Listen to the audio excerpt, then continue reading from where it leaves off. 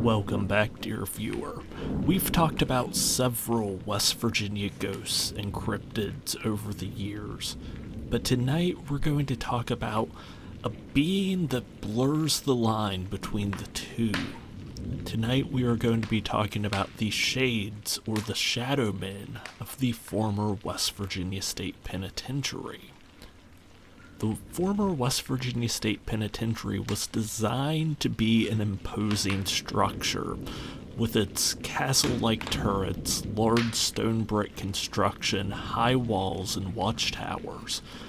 This was to send a message to any that entered its walls that they weren't getting out until they had served their time or entered the afterlife.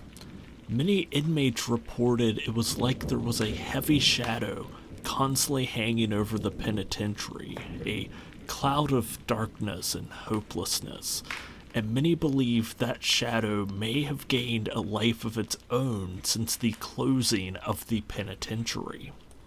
In 2004, 8 years after the prison had closed, a paranormal investigator was staying in the penitentiary after dark, walking down the hall away from the cafeteria.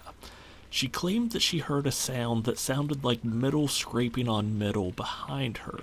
When she turned, she saw a full-body apparition standing in the cafeteria doorway. She was able to take a picture with her Sony camera, and this would become the first recorded encounter with the penitentiary ShadowMan.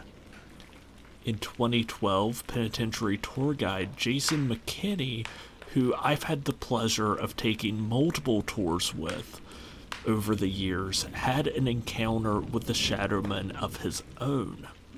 This is a story that he told to WTRF, a local television station based out of nearby Wheeling, West Virginia. As he was walking down the North Hall one night, a shadowy figure walked out of the 17th cell. Not wanting to go towards it or turn his back to the figure, they just stared at each other for several moments before McKinney started walking backwards to get out of the sight of the shadow. As he rounded the corner, whatever this being was still standing there, staring at him. These have been a few of the encounters where people have seen this entity, but there are even more where the shadow has been felt but not seen. Visitors have reported feelings of being touched or having their hair played with, especially at night or in some of the darker areas of the penitentiary, such as the boiler area or the infamous indoor recreational area known more commonly as the Sugar Shack.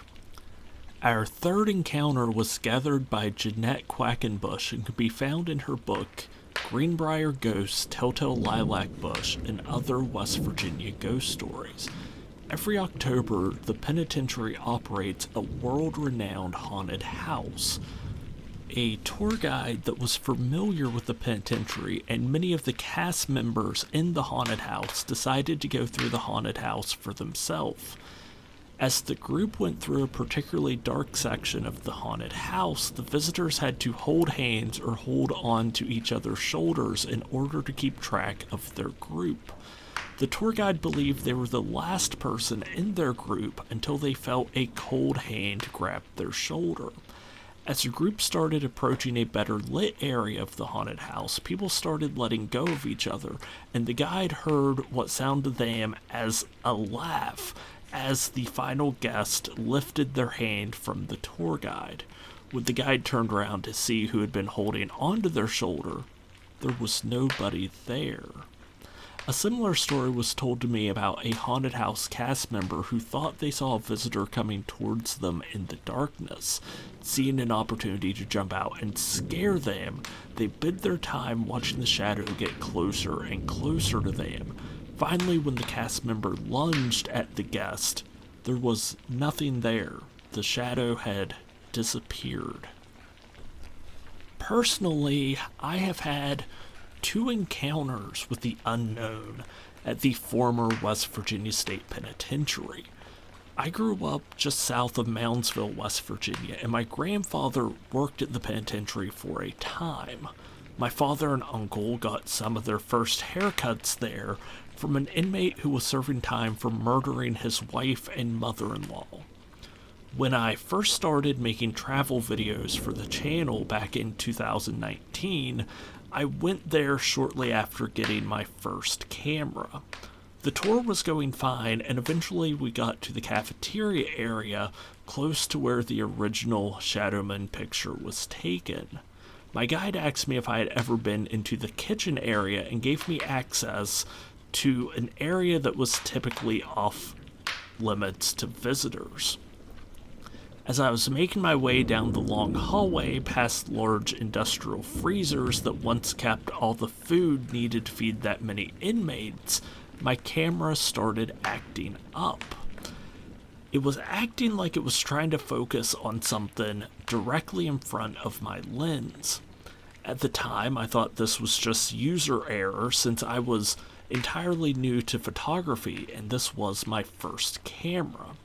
Since then, I've taken several pictures in darker areas such as the TNT area in Point Pleasant, West Virginia, and even some nighttime photography, and I have never had a similar issue. After fighting with my camera for several moments, I switched settings and forced it to take a picture with the flash on. I will now put the picture I captured up on the screen. Immediately, my camera's low battery icon started flashing and the camera shut off. I had a couple spare batteries that I had charged the night before, and I quickly swapped out the first battery for another. The second battery I tried putting into my camera was also dead. The third battery, which I had also charged the night before, I put in the camera, and it too, despite not being used at all that day, only had about 40% charge left on it. Again, at the time, I thought all this was just user error, but I've been using the same camera for about 5 years now, and I have never had a similar incident. My second encounter at the West Virginia State Penitentiary happened in the spring of 2022. Since I was part of the last tour of the day, my guide was flipping off lights as we went, getting ready for the overnight ghost tours. The tour went well, and I got several hundred pictures. As I started going through the pictures, one stood out to me though.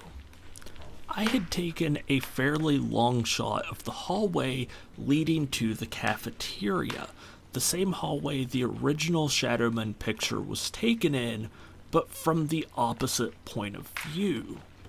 As I was going back through the pictures, I noticed a blur on the glass of the guard station opposite the cafeteria doorway, and to this day I do not know what this blur is. I will put the picture up on the screen now.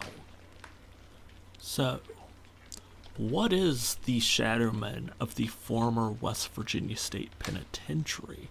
Well, there are many theories ranging from the embodiment of all the darkness and evil that once took place within the penitentiary walls to some type of protector that long ago protected the nearby Grave Creek Mound, which is located right across the street. No one can truly definitively know. Let me know down in the comments if you have had any encounters with the ShadowMan or any ghost at the former West Virginia State Penitentiary. I look forward to hearing your stories, and I hope to talk to you again very, very soon.